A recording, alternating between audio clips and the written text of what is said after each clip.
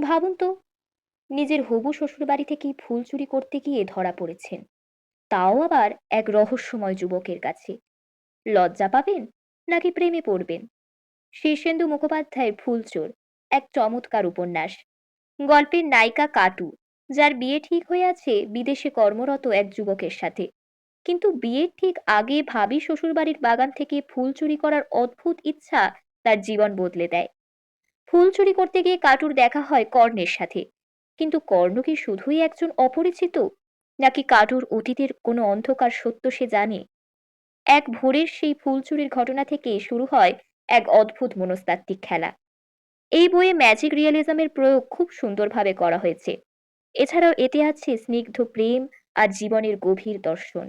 বইটা শেষ করে আপনিও ভাববেন জীবন আসলে কতটা নাটকীয় হতে পারে।